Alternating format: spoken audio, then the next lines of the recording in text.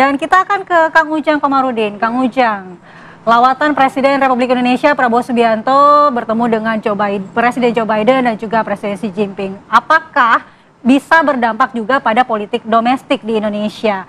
Bisa jadi ada spekulasi bahwa diplomasi ini bukan hanya diplomasi keamanan, tetapi juga salah satu cara untuk menimbulkan persepsi citra di dalam negeri. Bagaimana? Ya, kalau saya melihat begini Mbak Andi ya, kalau kita lihat dari posisi Pak Presiden, ingin mengkonstruksi pikiran dan tindakannya bahwa apa yang dilakukan ingin mendapatkan dukungan dunia internasional. Pertama itu. Nah, apakah tentu akan berefek berdampak kepada nasional? Kemungkinan iya. Tapi tadi mungkin kelas menengah ke bawah sangat suka dengan apa yang dilakukan karena kan melihatnya hanya Prabowo berkunjung ke negara-negara langsung bekerja begitu ya, sambutan positif dan lain sebagainya, tapi kita ternyata nggak tahu ada poin-poin penting yang disampaikan. Di saat yang sama kelas menengah ke atas seperti tadi Mbak Dina sampaikan, banyak catatan-catatan kritis, banyak catatan-catatan yang kira-kira harus diperbaiki dari kunjungan tersebut.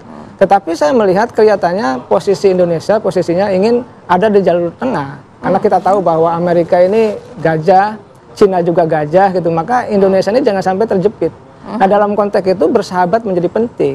Nah, oleh karena itu diplomasi dilakukan. Nah, dalam konteks itu pula saya meyakini apa yang dilakukan oleh Pak Prabowo bagian penting dalam konteks diplomasi Indonesia. Apapun itu hasilnya, apakah dapat 157 triliun, apakah dapat bantuan yang lain.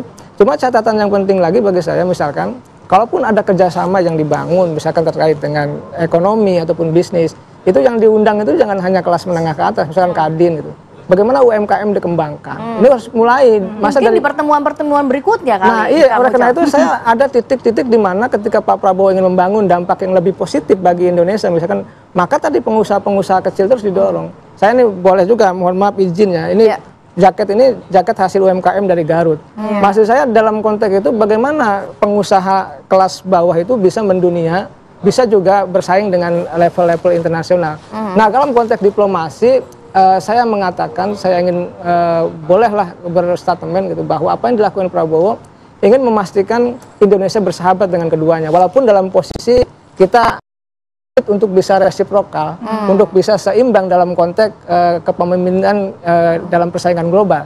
Tetapi itu usaha, ikhtiar, bagian daripada Presiden untuk memastikan Indonesia punya peran penting ke depan begitu.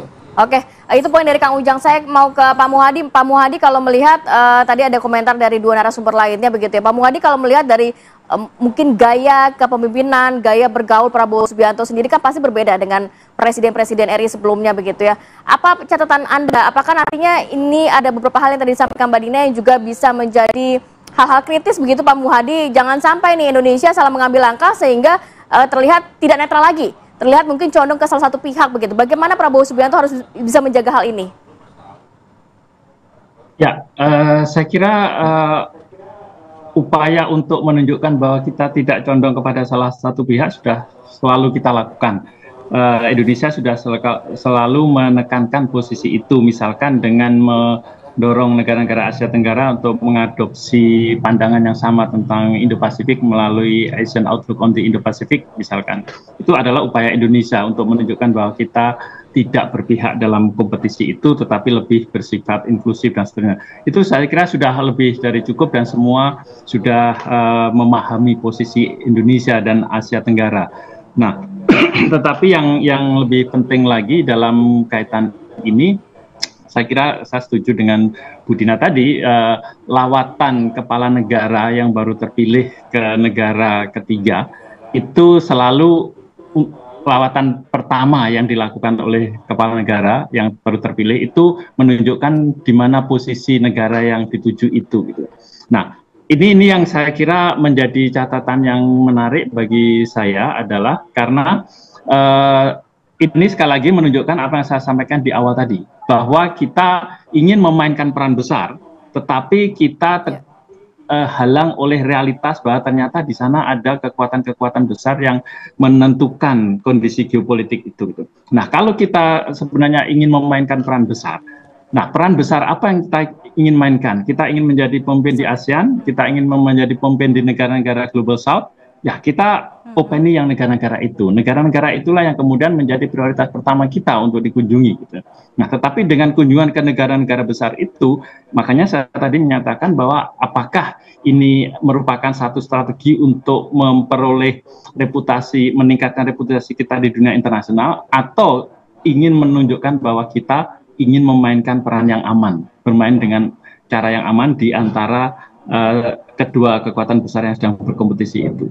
Nah, ini yang saya kira perlu diperjelas, dan Pak Budina tadi dengan menunjukkan adanya beberapa persoalan di dalam hasil dari kunjungan itu menunjukkan sebenarnya ya kita harus hati-hati dan perlu refleksi dari kunjungan ini. Ya, nah seperti yang Anda sampaikan Pak Muhadi, Indonesia harus berhati-hati dalam posisinya lebih condong ke arah mana, karena kita juga memiliki posisi strategis di ASEAN dalam menentukan arah kebijakan kolektif. Ya. Nah, bagaimana menurut Anda persepsi negara-negara ASEAN terhadap diplomasi yang dilakukan oleh Presiden Prabowo Subianto? Apakah akan dianggap sebagai leading atau justru menjadi ancaman terhadap kawasan regional?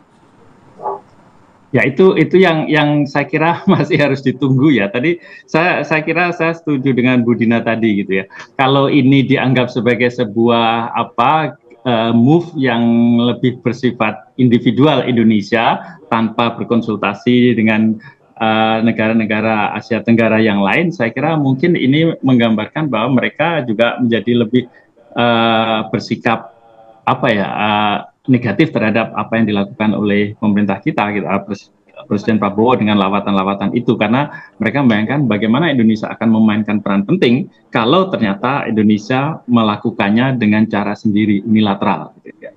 Kita ingat pada saat ribut-ribut tentang AUKUS gitu ya, kita merasa tersinggung karena Australia tidak pernah berkonsultasi dengan kita membuat keputusan itu. Nah, ini juga mungkin yang akan terjadi kalau misalkan kita melakukan kebijakan ataupun tindakan dengan cara yang sama seperti yang sekarang terjadi.